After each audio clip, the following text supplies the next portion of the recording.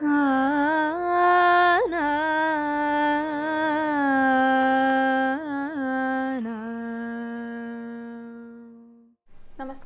Guruvayur devotees ഓൺലൈനിലേക്ക് ഏവർക്കും സ്വാഗതം. സർവം കൃഷ്ണമയം. കൃഷ്ണായ വാസുദേവായ ദേവകീ നന്ദനായ ച നന്ദഗോപകുമാരായ ഗോവിന്ദായ നമോ നമഃ. ഇന്നത്തെ വീഡിയോയിൽ നമ്മൾ പറയാൻ പോകുന്നത്, നമ്മൾ ഭൂരിഭാഗം പേരും ക്ഷേത്രങ്ങളിലൊക്കെ പോകുന്ന സമയത്ത് ഇപ്പോൾ തൊട്ടടുത്തുള്ള ദേവീദേവന്മാരുടെ ഏത് പ്രതിഷ്ഠയുള്ള ക്ഷേത്രങ്ങളിൽ പോകുകയാണെങ്കിലും എന്തെങ്കിലുമൊക്കെ വഴിപാടുകൾ കൊണ്ടുപോകും. അവിടെ ചെന്നിട്ട് ഷീട്ടാക്കി ചെയ്യുന്ന വഴിപാടുകളെ കുറിച്ചല്ല കേട്ടോ, നമ്മളായിട്ട് സമർപ്പിക്കുന്ന വഴിപാടുകളുണ്ടല്ലോ. ഇപ്പോൾ ഗുരുവായൂർ ക്ഷേത്രത്തിലാണെങ്കിൽ വെണ്ണ, കദളി, താമരമുട്ട് അങ്ങനെയൊക്കെ ഭക്തർ കൊണ്ടുപോയിട്ട് സമർപ്പിക്കുമല്ലോ. ഓടക്കുഴല്, പലതരത്തിലുള്ള മിഠായികൾ, പൂക്കൾ, അതായത് മാലകളൊക്കെ കെട്ടിയിട്ട് കൊണ്ടുപോയി സമർപ്പിക്കുമല്ലോ. അങ്ങനെ കൊണ്ടുപോയിട്ട് സമർപ്പിക്കുന്ന വഴിപാടുകൾ ഇപ്പോൾ തൊട്ടടുത്തുള്ള ക്ഷേത്രങ്ങളിലാണെങ്കിലും നമുക്കൊന്ന് സങ്കല്പിച്ച് നോക്കാം. അത് നമ്മൾ സമർപ്പിക്കുന്നതിന് മുൻപായിട്ട് നമ്മൾ പോകുന്ന വഴിക്ക് നമ്മുടെ കയ്യിൽ നിന്ന് താഴെ വീണു എന്ന് കരുതുക. അപ്പോൾ പിന്നീട് അത് സമർപ്പിക്കാനായിട്ട് പാടുണ്ടോ എന്നുള്ളതാണ് ചോദ്യം. ഇത് എല്ലാവരും ചെയ്യുന്ന കാര്യമായതുകൊണ്ടാണ് കേട്ടോ. ചിലരെ അത് സമർപ്പിക്കാൻ പാടില്ല എന്ന് പറയാറുണ്ട്. പുതിയത് വാങ്ങണം, അത് ഭഗവാനുള്ളതാണ്, താഴെ വീണ് കഴിഞ്ഞാൽ അശുദ്ധിയായി, പിന്നെ അത് പാടില്ല, ഉപയോഗിക്കരുത്. ചിലരത് കുഴപ്പമില്ലാത്ത രീതിയിൽ സമർപ്പിക്കാറുണ്ട് വൃത്തിയാക്കിയിട്ട്. ശരിക്കും പറഞ്ഞു കഴിഞ്ഞാൽ എങ്ങനെയാണ് അത് ചെയ്യേണ്ടത്? ഈ അടുത്ത് എൻ്റെ അടുത്തൊരു ഭക്തൻ ചോദിക്കേണ്ടായി കേട്ടോ. കാരണം താഴെ വീണ് പോയത് അത് അസുരനുള്ളതാണെന്ന് കേട്ടിട്ടുണ്ട്, അതുകൊണ്ട് അത് ദേവനുള്ളതല്ല, അത് എടുക്കരുതെന്ന് പറഞ്ഞ് കേട്ടിട്ടുണ്ട്. അപ്പോൾ യഥാർത്ഥത്തിലുള്ള വാസ്തവം എന്താണ്? എന്തെങ്കിലും ഒരു കാര്യം കൃത്യമായിട്ട് അതിനുണ്ടായിരിക്കുമല്ലോ. പ്രത്യേകിച്ച് നമ്മളെല്ലാവരും ചെയ്യുന്ന ഒരു കാര്യമായതുകൊണ്ട് തന്നെ, അതായത് ഇങ്ങനെയുള്ള പൂക്കൾ, അതുപോലെ തന്നെ പൂജാപുഷ്പങ്ങൾ ഭഗവാന് സമർപ്പിക്കാനായിട്ട് അവിടെ പൂജകൾക്ക് ആവശ്യമുള്ള രീതിയിൽ കൊണ്ടുപോകുന്നവരായതുകൊണ്ട് തന്നെ അതിനെപ്പറ്റി അറിഞ്ഞിരിക്കേണ്ടതും അത്യാവശ്യമുള്ള കാര്യമാണ്. അപ്പോൾ ഈ കൊണ്ടുപോകുന്ന വഴിക്ക് അല്ലെങ്കിൽ അത് ഏതെങ്കിലും കാരണവശാൽ നമ്മുടെ കയ്യിൽ നിന്ന് നിലത്ത് വീണു കഴിഞ്ഞാൽ പിന്നീട് അത് ഉപയോഗിക്കാനായിട്ട് പാടുണ്ടോ? ഇനിയിപ്പോൾ ഉപയോഗിക്കുന്നുണ്ടെങ്കിൽ എപ്രകാരമാണ് അത് ഉപയോഗിക്കേണ്ടത്, അത് പാടില്ലേ? അതിനെക്കുറിച്ചാണ് ഇന്നത്തെ വീഡിയോയിൽ പറയാനായിട്ട് പോകുന്നത് കേട്ടോ. അപ്പോൾ വീഡിയോ എല്ലാവരും മുഴുവനായിട്ട് കാണാൻ ശ്രമിക്കുക. നമുക്ക് വീഡിയോയിലേക്ക് കടക്കുന്നതിന് മുൻപായിട്ടേ അലങ്കാരങ്ങൾ പറയാം. ഗുരുവായൂരപ്പൻ്റെ അലങ്കാരം തന്നെ പറഞ്ഞുകൊണ്ട് തുടങ്ങാം. ഇന്നലെ സോപാനം തൊഴിലായിരുന്നു കേട്ടോ. ചൊവ്വാഴ്ച ആയതുകൊണ്ട് തന്നെ തിരക്ക് നന്നേ കുറഞ്ഞിട്ടുള്ള, ആ തിരക്ക് കുറഞ്ഞ സമയത്താണല്ലോ സോപാനം തൊഴിൽ കിട്ടുക. അപ്പോൾ നല്ല സന്തോഷം തോന്നി. ഭഗവാൻ അടുത്ത് നിന്നിട്ട് കാണാനായിട്ടും കൂടെ സാധിക്കുകയാണല്ലോ. ഭഗവാൻ നല്ല സന്തോഷത്തിലാണ് കേട്ടോ. നന്നേ ചെറിയ ഉണ്ണിയായിട്ടാണ് ചാർത്തിയിരിക്കുന്നത്. വലിപ്പമൊക്കെ കുറഞ്ഞിട്ടുള്ള ഒരു കുഞ്ഞുണ്ണി കൃഷ്ണൻ ഇങ്ങനെ എഴുന്നേറ്റ് നിൽക്കുന്ന ആ ഒരു അത്രയേ ആയിട്ടുള്ളൂ പ്രായം ഭഗവാന്റെ. കയ്യിലെ വെണ്ണയും ഓടക്കുഴലാട്ടോ. എന്നാൽ ഞാൻ തൊഴുന്ന സമയത്ത് ഒരു സ്വർണ്ണപ്പൂവും കൂടെ ഭഗവാൻ പിടിച്ചിട്ടുണ്ടായിരുന്നു. അപ്പോൾ അതൊക്കെ കിട്ടിയിട്ടുള്ള ആ ഒരു സന്തോഷത്തിലാണ് നിൽക്കുന്നതേ. ആ നിൽപ്പ് കാണുമ്പോൾ ഈ കുഞ്ഞൊരു ബാലൻ വന്നിട്ട് നിൽക്കുക, ചെറിയ കുഞ്ഞ് വന്ന് നിൽക്കുക, നമുക്ക് നല്ല സന്തോഷം തോന്നും. വേറൊന്നും നമുക്ക് കാണാനായിട്ടും പറ്റില്ല കേട്ടോ. ഭഗവാന്റെ മുഖത്തും നല്ല സന്തോഷം, നന്നായിട്ട് ചിരിച്ചിട്ടാണ്. എല്ലാവരെയും അടുത്ത് കാണാനും കൂടെ കിട്ടില്ലേ ഭഗവാന്റെ പ്രിയപ്പെട്ട ഭക്തരെ. അങ്ങനെയും കൂടെ വേണമല്ലോ പറയാനായിട്ട്. നമുക്കും സന്തോഷം, ഭഗവാനും സന്തോഷം. അത് ആ മുഖത്ത് നന്നായിട്ട് കാണാനും ഉണ്ടായിരുന്നു കേട്ടോ. മനോഹരമായിട്ട് ഭഗവാനെ ചാർത്തിയിട്ടുണ്ട്, നന്നായിട്ട് അലങ്കരിച്ചിട്ടുണ്ട്. 3 തിരുമുടി മാലകളുണ്ട്. അതിൽ ഏറ്റവും മുകളിലുള്ളതിൽ 3 നിറമുണ്ട്. തെച്ചിയുണ്ട്, തുളസിയുണ്ട്, നന്ദ്യാർവട്ടമുണ്ട്. പിന്നെ രണ്ടാമത്തെ തിരുമുടി മാലയിൽ ഈ തെച്ചിപ്പൂക്കളാണ് കേട്ടോ കോർത്തിട്ടുണ്ടായിരുന്നത്. പിന്നെ ഒരെണ്ണത്തിൽ നമുക്ക് അകലേന്ന് നോക്കുകയാണെങ്കിൽ നന്ദ്യാർവട്ടം മാത്രമേ കാണുള്ളൂ. അടുത്ത് വന്ന് നോക്കുമ്പോഴാണ് സൈഡിൽ കുറച്ച് തുളസിയും കൂടെ കോർത്തിട്ടുണ്ട്. പിന്നെ 2 ഉണ്ടമാലയുണ്ട്. ഭഗവാന്റെ ദേഹത്തോട് ചേർന്ന് കിടക്കുന്നത് നല്ല തടിച്ചു ഉരുണ്ടിട്ടുള്ള വലിയൊരു ഉണ്ടമാല കേട്ടോ. ആ ഉണ്ടമാല വെച്ച് നോക്കുമ്പോൾ ഭഗവാൻ നന്നേ കുഞ്ഞാണ്. നിറയെ തെച്ചിപ്പൂക്കൾ കൊണ്ട് മാത്രം കോർത്തിട്ടുള്ള ഒരു ഉണ്ടമാല. പിന്നെ ഒരെണ്ണത്തിൽ തെച്ചിയും തുളസിയും കൂടെ മാറി മാറിയിട്ടാണ് കോർത്തിരിക്കുന്നത്. നടുക്കാണ് ഭഗവാൻ നിൽക്കുന്നുണ്ടായിരുന്നത്. സ്വർണ്ണത്തിൻ്റെ കിരീടമൊക്കെ ചൂടിയിട്ടുണ്ട്, നെറ്റിയിൽ തിലകം വെച്ചിട്ടുണ്ട്, കാതുപൂക്കളുണ്ട്, നന്നായിട്ട് ചിരിക്കുന്നുണ്ട് ഭഗവാൻ. 3 മാലകളൊക്കെ അണിഞ്ഞിട്ടുണ്ട് കേട്ടോ. ഒരു വളയം പോലത്തെ മാലയുണ്ട്, പിന്നെ വേറെ 2 മാലയുണ്ട്. കൈവളകളും തോൾവളകളും ഒക്കെ അണിഞ്ഞിട്ട് ഇടത്തേ കയ്യിൽ പൊന്നോടക്കുഴലും വലത്തേ കയ്യിൽ വെണ്ണൂറിൽ. പിന്നെ ഈ സ്വർണ്ണപ്പൂവാണ് കൂടുതൽ കാണുക. അതിന് നല്ല വൃത്താകൃതിയിൽ നല്ല തിളക്കത്തിലുള്ള ഒരു സ്വർണ്ണത്തിൻ്റെ പൂ കയ്യിൽ കൊടുത്തിരിക്കുക. അത് നല്ല ഭംഗിയുണ്ടായിരുന്നു കാണാനായിട്ട്. അരയിലേക്ക് ഇങ്ങനെയൊക്കെ കെട്ടിയിട്ടുണ്ട്. വട്ടുകോണത്തിൻ്റെ കുറച്ച് ഭാഗമൊക്കെ കാണാനുണ്ട്. കുഞ്ഞു കാലുകളിലെ കാൽത്തളകളും ഒക്കെ അണിഞ്ഞിട്ട് സുന്ദരനായിട്ടാണ് നമ്മുടെ ഉണ്ണിക്കണ്ണൻ, അങ്ങനെ വേണം പറയാനായിട്ട്. നന്നേ ചെറിയ ഉണ്ണിക്കണ്ണനായിട്ടായിരുന്നു ചാർത്തിയിട്ടുണ്ടായിരുന്നത്. നന്നായി ഭഗവാനെ തൊഴുതുട്ടോ. ആ അടുത്ത് കാണാനായിട്ടുള്ള ഒരു സന്തോഷം അതും കൂടെ മനസ്സിലുണ്ടായിരുന്നു. അത് തൊഴുതിട്ട് പുറത്തേക്ക് ഇറങ്ങുന്ന സമയത്ത് ഒരു ഭക്തൻ ചോദിക്കുകയും ചെയ്തു, നന്നായി തൊഴുതിരുന്നു, എനിക്ക് ശരിക്കും കാണാൻ പറ്റിയില്ല എന്ന് പറഞ്ഞു അലങ്കാരമൊക്കെ. അവർ തൊഴുതത് സോപാനം തൊഴിലാണ് അവർക്കും കിട്ടിയിട്ടുണ്ടായിരുന്നത്, എന്നിട്ടും കാണാൻ പറ്റിയില്ല എന്ന് ഭഗവാന്. അതിൻ്റെ കാരണം എന്താണെന്നറിയോ? ഭഗവാന്റെ മുന്നിലേക്ക് വന്നു കഴിഞ്ഞാലേ താനേ കണ്ണുകൾ നിറയും. അപ്പോൾ കണ്ണ് നിറഞ്ഞു കഴിഞ്ഞാൽ സോപാനം തൊഴിലാണ് കിട്ടിയതെങ്കിൽ കൂടിയിട്ട് ഭഗവാൻ ശരിക്കും കാണാൻ പറ്റില്ല. നന്നായി കാണണേന്നൊക്കെ ആയിരിക്കും പ്രാർത്ഥിച്ചിട്ട് വരുന്നുണ്ടായിരിക്കുക. പക്ഷെ ഭഗവാന്റെ മുന്നിൽ എത്തിക്കഴിഞ്ഞാൽ കണ്ണ് നിറഞ്ഞിട്ട് ഒന്നും കാണാനായിട്ട് സാധിക്കുകയും ചെയ്യില്ല. അപ്പം എന്ത് ചെയ്യണം? നന്നായിട്ട് ഭഗവാനെ കാണണേന്ന് പ്രാർത്ഥിച്ചിട്ട് വരിക, നന്നായിട്ട് കാണുക വേണം. അപ്പോൾ നമ്മുടെ മനസ്സിൽ ഭഗവാന്റെ രൂപം ഒന്ന് പതിയൂലോ. എന്നിട്ട് പിന്നെ ആ പതിഞ്ഞ രൂപത്തോട് നമുക്ക് നമ്മുടെ സങ്കടങ്ങളൊക്കെ പറയാലോ. ഭഗവാനെ കാണണേന്ന് പ്രാർത്ഥിച്ചിട്ട് എപ്പോഴും വരിക കേട്ടോ. കണ്ണ് നിറയുന്നതും ഭഗവാനോടുള്ള ഇഷ്ടം കൊണ്ടാണ്, അത് തെറ്റായിട്ടല്ല പറയണത്. എന്തിനാണെങ്കിലും ഭഗവാനെ നന്നായിട്ട് കാണാൻ ആഗ്രഹിക്കുന്നവർക്ക് കാണാൻ സാധിക്കട്ടെ. അതിനുള്ള അവസരം കൂടെ ഭഗവാൻ കാണട്ടെ. ഇനിയിപ്പോൾ കാണാത്തവർ എന്ത് ചെയ്യണം? പിന്നെയും ഭഗവാനെ കാണാനായിട്ട് വരിക. അതാ ഭഗവാൻ പറയുന്നത്, കാണാൻ പറ്റാത്തവരുടെ അടുത്ത്. എല്ലാവർക്കും സോപാനത്തോയിൽ കിട്ടുന്ന ആഗ്രഹം ഉണ്ടായിരിക്കും. അത് കിട്ടട്ടെ. തിരക്ക് കുറഞ്ഞുള്ള ദിവസങ്ങളിൽ വരാൻ സാധിക്കട്ടെ. സോപാനത്തോയിൽ കിട്ടുകയും ചെയ്യട്ടെ കേട്ടോ. അപ്പോൾ ആ ഉണ്ണിക്കണ്ണൻ്റെ രൂപം എല്ലാവരും മനസ്സിൽ കണ്ടുകൊണ്ട് തൊഴുത്ത് പ്രാർത്ഥിച്ചോളൂ. ഭഗവാന്റെ പാദങ്ങളിൽ എല്ലാവരും നമസ്കരിച്ചോളൂ. ഗുരുവായൂരപ്പ ശരണം എന്നൊന്ന് കമൻറ്റ് ബോക്സിൽ രേഖപ്പെടുത്തിക്കോളൂ. അങ്ങനെ ഉണ്ണിക്കണ്ണനെ തൊഴുത് നമസ്കരിച്ചിട്ട് നേരെ ഗണപതിയുടെ അടുത്തേക്കാണ് എത്തിയത്. ഗണപതിനെ കണ്ടു കഴിഞ്ഞാലേ നല്ല ഗംഭീരമായിട്ടുള്ള അലങ്കാരം, നല്ല സ്റ്റൈലായിട്ട് എന്നൊക്കെ പറയില്ലേ, അത്ര നല്ല ഭംഗിയായിട്ടാണ് ഗണപതി ഇരിക്കുന്നത് കേട്ടോ. നന്നായിട്ട് അലങ്കരിച്ചിട്ടുണ്ട് ഗണപതിനെ. നല്ല തിളക്കം, നല്ല വലിപ്പം, നല്ല ചന്തം കാണാനായിട്ട്. ഒരു കരിനീല നിറത്തിലെ നല്ല വെൽവെറ്റിൻ്റെ ഒരു ഉടയാട ഉണ്ടായിരുന്നല്ലോ, മുന്നത്തെ ദിവസം തന്നെയായിരുന്നു. അതാണ് ഉടയാടയായിട്ട് അണിഞ്ഞിരിക്കുന്നത്. പിന്നെ നിറയെ മാലകളാണ് കഴുത്തിൽ കുറേ മാലകൾ, ആ തുമ്പിക്ക് ചുറ്റുമായിട്ട് ആ വയറിൻ്റെ മുകളിൽ നിറയെ മാലകൾ. അപ്പോൾ ദേഹം മുഴുവൻ മാലകളായിട്ടാണ് തോന്നുക. കൈകൾക്ക് ചതുർബാഹുവായിട്ടാണ് കേട്ടോ. മുകളിലുള്ള 2 കൈകളാണ് വ്യക്തമായിട്ട് കാണുന്നുണ്ടായിരുന്നത്. അതിൽ ആയുധങ്ങൾ പിടിച്ചിട്ടുണ്ട്, ചാർത്തിയിരിക്കുകയാണ്. അതിൽ സ്വർണ്ണ പൊട്ടുകളൊക്കെ വെച്ചിട്ട് ആയുധം പോലെ ചാർത്തിയിരിക്കുക. കളഭം കൊണ്ടാണ് അലങ്കരിച്ചിരിക്കുന്നത്. ഗണപതിക്ക് മാത്രമല്ല കേട്ടോ, ഭഗവതി അമ്മയ്ക്കും അയ്യപ്പനും ഒക്കെ ഇന്നലെ കളഭാലങ്കാരമായിരുന്നു. പിന്നെ നെറ്റിയിലെ ഒരു തിലകം വെച്ചിട്ടുണ്ട്. വലിയൊരു കിരീടമല്ല കേട്ടോ, ഒരു തലപ്പാവ് എന്ന് വേണം പറയാനായിട്ട്. അത് ഈ രാജാക്കന്മാർക്ക് കിരീടമല്ലാതെ വലിയ തലപ്പാവുകൾ തലയിൽ അണിയാറുണ്ടല്ലോ, അതേപോലത്തെ നല്ല സ്വർണ്ണ തിളക്കത്തിലുള്ളത്. അതിനാണ് ഏറ്റവും വലിപ്പം എന്ന് തോന്നും. അത്ര ഭംഗിയായിട്ടുള്ളൊരു തലപ്പാവാണ് ശിരസിൽ ചൂടിയിരിക്കുന്നത്. പിന്നെ ഒരു ഉത്തരീയം, അത് ദേഹത്ത് കൂടെ അല്ല കേട്ടോ, ഈ തലപ്പാവിന് മുകളിലായിട്ട് ആ വിഗ്രഹം ഉണ്ടല്ലോ, അതിന് മുകളിൽ കൂടെ ഒരു ഉത്തരീയം വന്നിട്ടുണ്ട്. ഒരു വെളുത്ത നിറത്തിൽ ചുവന്ന കരയോട് കൂടിയുള്ള ഒരു ഉത്തരീയാണ് അണിഞ്ഞിരിക്കുന്നത്. അപ്പോൾ വലിയൊരു സ്വരൂപമായിട്ടാണ് തോന്നുക. ഒരു രാജാവ് ഇരിക്കുന്നത് പോലെ, ശരിക്കും അങ്ങനെയാണ് തോന്നുന്നത്. രാജാവ് ഇരിക്കുന്നത് പോലെയാണ് തോന്നുന്നത്. നന്നായിട്ട് ആടയാഭരണങ്ങളോട് കൂടിയിട്ട് ആണ് ഇന്നലത്തെ ഗണപതിയുടെ അലങ്കാരം ഉണ്ടായിരുന്നത്. അതും കളഭാലങ്കാരമായിരുന്നു. അപ്പോൾ നല്ല സുന്ദരനായിട്ടിരിക്കുന്ന ഒരു പ്രജാപതിയായിട്ടിരിക്കുന്ന ഗണപതിയായിരുന്നു. അപ്പോൾ എല്ലാവരും ഗണപതിയുടെ ആ രൂപമൊക്കെ മനസ്സിൽ കണ്ടുകൊണ്ട് തൊഴുത്ത് പ്രാർത്ഥിച്ചോളൂ കേട്ടോ. ഗണപതിക്ക് മുന്നിലും എല്ലാവരും ഒന്ന് ഏറ്റുമുട്ടോളൂ. ഇനി നമുക്ക് ഭഗവതി അമ്മേനെ കാണാനായിട്ട് പോകാം. ഭഗവതി അമ്മയ്ക്ക് ചെറിയൊരു സ്വരൂപമായിട്ടാണ് ചാർത്തിയിരിക്കുന്നത്. പക്ഷേ ഗണപതിയുടെ പോലെ നന്നായിട്ട് അലങ്കരിച്ചിട്ടുണ്ട് ഭഗവതിനെ. പച്ച നിറത്തിലായിരുന്നു കേട്ടോ ഉടയാടയുടെ ആ ഒരു പാവാട പോലെയുള്ള ഭാഗം പച്ച നിറത്തിലായിരുന്നു. കുറച്ചേ കാണുന്നുണ്ടായിരുന്നുള്ളൂ. പിന്നെ നെഞ്ചിൻ്റെ ഭാഗത്തായിട്ട് ഒരു വെളുത്ത കസവ് മുണ്ടുകൊണ്ട് ചുറ്റിയിട്ടുണ്ട്. അതിൻ്റെ മുകളിൽ ഒരു ഉത്തരീയവും കൂടെ ഉണ്ട്. ചുവന്ന പട്ടാണ് കേട്ടോ. അപ്പോൾ ഈ കസവിൻ്റെയും ആ 2 തലപ്പുകൾ ഉത്തരീയത്തിൻ്റെ താഴെയായിട്ട് കാണുന്നുണ്ട്. അപ്പോൾ അതും ഒരു ഉത്തരീയം പോലെ തോന്നിക്കുന്നുണ്ട്. ചെറുതായിട്ട് അതിന് മുകളിലൂടെ ചുവന്ന പട്ടും കൂടെ ഉത്തരീയമായിട്ട് ഭഗവതി അണിഞ്ഞിട്ടുണ്ട്. അങ്ങനെയായിരുന്നു ഉടയാട ഉണ്ടായിരുന്നത്. കഴുത്തിലെ 3 മാലകൾ ഇട്ടിട്ടുണ്ട്. ഒരു പാലക്കമാല, വേറെ 2 മാലകൾ ഇട്ടിട്ടുണ്ട്. നന്നായിട്ട് ചിരിച്ചിട്ടാണ് ഭഗവതി ഇരിക്കുന്നത്. കളഭാലങ്കാരം തന്നെയായിരുന്നു ഭഗവതിക്കും. കാതുകളിൽ ചെറിയ പൊട്ടുകൾ വെച്ചിട്ടുണ്ട്, സ്വർണ്ണ പൊട്ടുകൾ. പിന്നെ നെറ്റിയിൽ ചെറിയൊരു സ്വർണ്ണ ഗോപി വെച്ചിട്ടുണ്ട്. കിരീടം തട്ടുകളായിട്ട് ചാർത്തിയിട്ട് അതിന് മുകളിൽ ഒരു ചെറിയ സ്വർണ്ണ ഗോപി വെച്ചിട്ടുണ്ട്. പിന്നെ ഇതൊന്നും പോരാഞ്ഞിട്ട് പിന്നെയും അലങ്കാരങ്ങളുണ്ട് കേട്ടോ. അതായത് ഈ കിരീടം തുടങ്ങുന്ന ഭാഗത്തായിട്ട് ചുവപ്പും നീലയും നിറത്തിലുള്ള കല്ലുകളൊക്കെ പതിച്ചിട്ടുണ്ട്.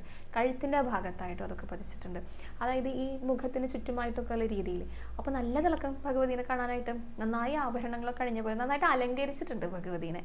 അങ്ങനെയായിരുന്നു സുന്ദരിയായിട്ടിരിക്കുന്ന സന്തോഷവതിയായിട്ടിരിക്കുന്ന ഭഗവതി അമ്മയായിരുന്നു കേട്ടോ. അപ്പോൾ എല്ലാവരും ഭഗവതിയുടെ രൂപമൊക്കെ നന്നായി മനസ്സിൽ കണ്ടിട്ട് തൊഴുത് പ്രാർത്ഥിച്ചോളൂ. ഭഗവതി അമ്മയ്ക്ക് മുന്നിലും എല്ലാവരും ഒന്ന് നമസ്കരിച്ചോളൂ. ഇനി നമുക്ക് അയ്യപ്പനെ കാണാൻ പോകാം. അയ്യപ്പനും കളഭാലങ്കാരമായിരുന്നു. കറുപ്പ് നിറത്തിലായിരുന്നു ഉടയാട ഉണ്ടായിരുന്നത്. വലിയ സ്വർണ്ണത്തിൻ്റെ പ്രിന്റുകൾ സ്വർണ്ണ പൂക്കളാണ് കേട്ടോ പ്രിന്റ് ചെയ്തിരിക്കുന്നത്. കയ്യിലൊരു കദളിപ്പഴം പിടിച്ചിട്ടുണ്ട്. ഒരു സ്വർണ്ണമാല ഇട്ടിട്ടുണ്ട്. ചുവന്ന പട്ടുകൊണ്ടൊരു മാലയുണ്ട്. കഴുത്തിലൊരു സ്വർണ്ണപ്പൂ വെച്ചിട്ടുണ്ട്. കാതുകളിൽ സ്വർണ്ണപ്പൂക്കളാണ്. ചുണ്ടൊക്കെ നന്നായിട്ട് ചുവപ്പിച്ചിട്ടാണ് അയ്യപ്പൻ ഇരിക്കുന്നത്. നെറ്റിയിലൊരു സ്വർണ്ണ പൊട്ട് വെച്ചിട്ടുണ്ട്. പിന്നെ തട്ടുകളായിട്ടാണ് കിരീടം ചാർത്തിയിരിക്കുന്നത്. അതിന് മുകളിലും ഒരു സ്വർണ്ണ പൊട്ട് വെച്ചിട്ടുണ്ട്. അതായിരുന്നു അയ്യപ്പൻ്റെ ഇന്നലത്തെ അലങ്കാരം. സുന്ദരനായിട്ടായിരുന്നു കേട്ടോ അയ്യപ്പനെയും ചാർത്തിയിട്ടുണ്ടായിരുന്നത്. എല്ലാവർക്കും മുഖത്തൊരു പ്രത്യേക സന്തോഷമൊക്കെ ഉണ്ട്. പിന്നെ കളഭാലങ്കാരം കൂടിയാണല്ലോ. അപ്പം അതിൻ്റെ ഒരു സൗന്ദര്യം നമുക്ക് വേറെ അറിയാനായിട്ടും കൂടെ സാധിക്കും കേട്ടോ. അപ്പോൾ അതായിരുന്നു അയ്യപ്പൻ്റെ അലങ്കാരം. എല്ലാവരും അയ്യപ്പൻ്റെ രൂപമൊക്കെ മനസ്സിൽ കണ്ടുകൊണ്ട് നന്നായിട്ട് പ്രാർത്ഥിച്ചോളൂ. അയ്യപ്പന് മുന്നിലും എല്ലാവരും ഒന്ന് നമസ്കരിച്ചോളൂ.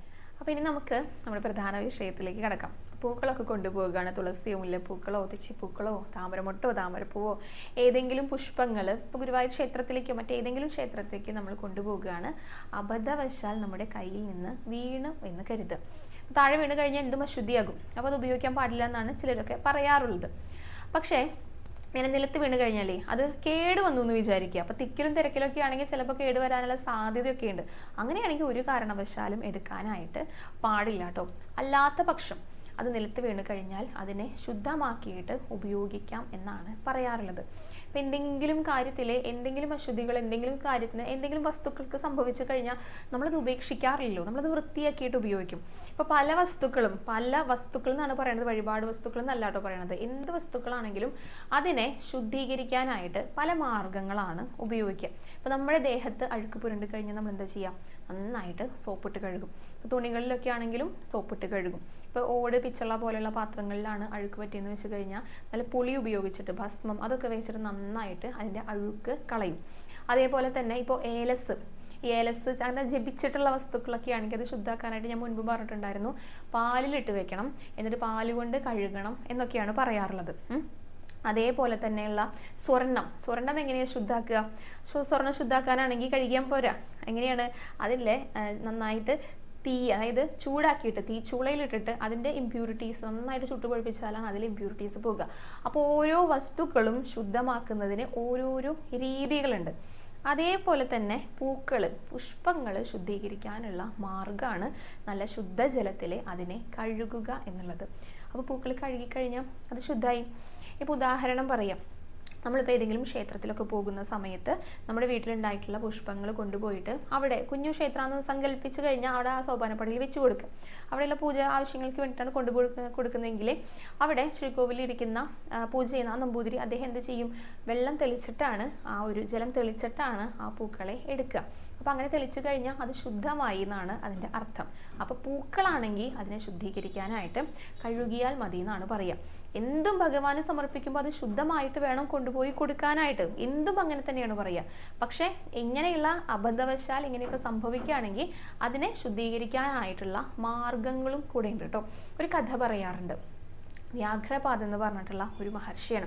മാന്താതാവ് എന്നായിരുന്നു അദ്ദേഹത്തിൻ്റെ ആദ്യത്തെ പേര്. അദ്ദേഹം മഹാദേവനോട് ഒരുപാട് ഇഷ്ടമുള്ള ഒരു മഹർഷിയായിരുന്നു. അപ്പം ഇദ്ദേഹത്തിൻ്റെ പ്രത്യേകത എന്താണെന്ന് വെച്ച് കഴിഞ്ഞാൽ അത്രയേറെ ഭക്തനാണ് കേട്ടോ അദ്ദേഹം. മഹാദേവനെ പൂജിക്കാനായിട്ട് അർച്ചനകൾ ചെയ്യാനായിട്ട് ഇദ്ദേഹം പൂക്കൾ അങ്ങനെ പുഷ്പങ്ങളൊക്കെ ഇങ്ങനെ പറിച്ചു കൊണ്ടുവരുമല്ലോ. അപ്പോൾ എങ്ങനത്തെയാണെന്ന് വെച്ച് കഴിഞ്ഞാൽ ഈ താഴെ വീണ് കിടക്കുന്നതൊന്നും എടുക്കില്ല.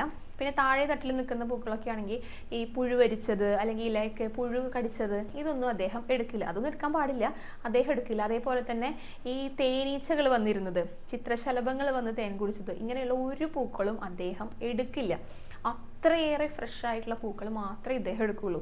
അപ്പോൾ ഇദ്ദേഹം ആണെങ്കിലും ഈ അത്രയും ഫ്രഷ് ആയിട്ടുള്ള എന്ന് പറഞ്ഞു കഴിഞ്ഞാൽ ആരും അതിൻ്റെ അടുത്തേക്ക് വരാത്ത തരത്തിലുള്ള ആ ഒരു ചുറ്റുവട്ടത്ത് നിൽക്കുന്ന പൂക്കളായിരിക്കണം. അപ്പോൾ എന്ത് ചെയ്യണം? ഈ മരത്തിൻ്റെ മുകളിലൊക്കെ ഏന്തി വലിഞ്ഞ് കയറിയിട്ടൊക്കെയാണ് ഇദ്ദേഹം പൂക്കളൊക്കെ പറിക്കുക. അങ്ങനെ പറിക്കുന്ന സമയത്ത് ഇദ്ദേഹത്തിൻ്റെ കാലൊക്കെ ഇങ്ങനെ ഉരഞ്ഞിട്ട് പൊട്ടിയിട്ട് അങ്ങനെയുള്ള അപകടങ്ങളൊക്കെ ഉണ്ടാകും. അപ്പോൾ ഇദ്ദേഹം എന്ത് ചെയ്തു? മഹാദേവനെ അങ്ങോട്ട് തപസ് ചെയ്തു. അപ്പോൾ തപസ്സിലെ അത്ര വലിയ ഭക്തനാണല്ലോ, അതുകൊണ്ട് തന്നെ തപസ്സിലെ സംപ്രീതനായിട്ട് മഹാദേവൻ പ്രത്യക്ഷപ്പെട്ടു. എന്ത് വരമാണ് വേണ്ടതെന്ന് ചോദിച്ചപ്പോൾ ഇദ്ദേഹം പറഞ്ഞു, എനിക്ക് വ്യാഘ്രത്തിൻ്റെ കാലുകൾ പോലെ ആകണം എന്ന് പറഞ്ഞു. അതായത് നല്ല കൂർത്ത നഖങ്ങളുള്ള കാലുകളുണ്ടല്ലോ, കടുവയുടെ അങ്ങനത്തെ കാലുകൾ വേണമെന്ന് പറഞ്ഞു. അപ്പോൾ എന്തിനാ ഇങ്ങനെ കൂർത്ത നഖങ്ങൾ എന്നൊക്കെ ചോദിച്ചപ്പോൾ ഇദ്ദേഹം പറഞ്ഞത് എന്താണെന്ന് വെച്ച് കഴിഞ്ഞാൽ എനിക്ക് ഈ മരത്തിൻ്റെ മുകളിലൊക്കെ ഏന്തി വലിഞ്ഞ് അതായത് കുത്തിപ്പിടിച്ച് കയറിയിട്ട് വേണം പൂക്കളൊക്കെ പറിക്കാനായിട്ട്. ഇപ്പോൾ സാധാരണ മനുഷ്യരുടെ കാലുകൾ കൊണ്ടൊന്നും പറ്റില്ലല്ലോ. പക്ഷെ ഇങ്ങനെയുള്ള കൂർത്ത നഖങ്ങളൊക്കെ ഉള്ള കാലുകളാണെങ്കിൽ അത് അതിനും വേണ്ടിയിട്ട് ഉപകാരപ്പെടുന്ന രീതിയിലാണ് ആ കാലുകളൊക്കെ ഉണ്ടാക്കി വെച്ചിരിക്കുന്നത്. അപ്പോൾ ആ കാലത്ത് എനിക്ക് കിട്ടുകയാണെങ്കിൽ സുഖമായിട്ട് മരത്തിൽ കയറിയിട്ട് പൂക്കൾ പറിക്കാം, നല്ല പൂക്കൾ കൊണ്ട് അർച്ചന ചെയ്യാം. അതായിരുന്നു അദ്ദേഹത്തിൻ്റെ ആവശ്യം. മഹാദേവൻ അതൊക്കെ നിസ്സാരമായിട്ടുള്ള കാര്യമാണല്ലോ, പ്രത്യേകിച്ച് തൻ്റെ ഭക്തൻ്റെ പ്രാർത്ഥന അല്ലെങ്കിൽ ഒരു ആഗ്രഹം അതങ്ങോട്ട് സാധിപ്പിച്ചു കൊടുത്തു. അങ്ങനെയാണ് അദ്ദേഹം വ്യാഘ്രപാദം എന്ന് അറിയപ്പെടാനായിട്ട് തുടങ്ങിയത്. എല്ലാവരും കണ്ടിട്ടുണ്ടായിരിക്കും അദ്ദേഹത്തിൻ്റെ ചിത്രം. അതിൻ്റെ പുറകിലുള്ള കാലുകൾ ഒരു കടുവയുടെ ഒക്കെ രൂപത്തിൽ വാലൊക്കെ ആയിട്ട് പിന്നെ സാധാരണ മുഖം ബാക്കിയുള്ള ഭാഗങ്ങളൊക്കെ മഹർഷിയായിട്ട് താടിയൊക്കെ നീണ്ടു കൂർത്തിട്ടുള്ള ഒരു മഹർഷിയുടെ രൂപം ചില ചിത്രങ്ങളിലോ എവിടെയെങ്കിലും ശില്പങ്ങളൊക്കെ ആയിട്ടോ ചിലപ്പോൾ കണ്ടിട്ടുണ്ടായിരിക്കും. വ്യാഘ്രപാദം എന്നാണ് അദ്ദേഹത്തിന്റെ പേര്. അപ്പം അത്രയും ഫ്രഷ് ആയിട്ടുള്ള പൂക്കൾ വേണം ദേവന് സമർപ്പിക്കാനായിട്ട്, അർച്ചന ചെയ്യാനായിട്ടെന്ന് നിർബന്ധമുണ്ട്. അതുകൊണ്ടാണ് ഏതെങ്കിലും തരത്തിൽ അശുദ്ധി ആയി കഴിഞ്ഞാൽ അത് ഉപയോഗിക്കരുതെന്ന് പറയണത്. പക്ഷെ അത് ശുദ്ധമാക്കിയിട്ട് ഉപയോഗിക്കുന്നതിൽ തെറ്റില്ല എന്നും കൂടെ പറയാറുണ്ട് കേട്ടോ. ഈ വ്യാഘ്രപാദം എന്നുള്ള മഹർഷിയാണ് തിരുമാന്താംകുന്നിൽ അമ്മയെ പ്രതിഷ്ഠിച്ചതെന്ന് ഐതിഹ്യത്തിൽ പറയുന്നുണ്ട് കേട്ടോ. കാരണം മാന്താതാവ് എന്നുള്ള അദ്ദേഹത്തിന്റെ പേരിൽ നിന്നാണ് അത് ലോപിച്ചിട്ടാണ് തിരുമാന്താംകുന്ന് ആയത് എന്ന് പറഞ്ഞു കേട്ടിട്ടുണ്ട്. അതേപോലെ തന്നെ ഇദ്ദേഹത്തിന് മുന്നിലെ മഹാദേവനും പാർവതി ദേവിയും ഒരുമിച്ച് ദർശനം നൽകിയതിന്റെ ആ ഒരു സ്മരണയിലാണ് വൈക്കത്തഷ്ടമി നടത്തുന്നത്, അല്ലെങ്കിൽ വൈക്കത്തഷ്ടമി എന്ന് പറഞ്ഞിട്ടുള്ള ആ ഒരു ഉത്സവം അത് നടക്കുന്നത് എന്നും കൂടെ ഞാൻ വായിച്ചിട്ടുണ്ട് കേട്ടോ. അപ്പോൾ അദ്ദേഹം അത്രയും പ്രാധാന്യമുള്ള ഒരാളാണ് ഈ വ്യാഘ്രപാദം എന്നുള്ള മഹർഷി.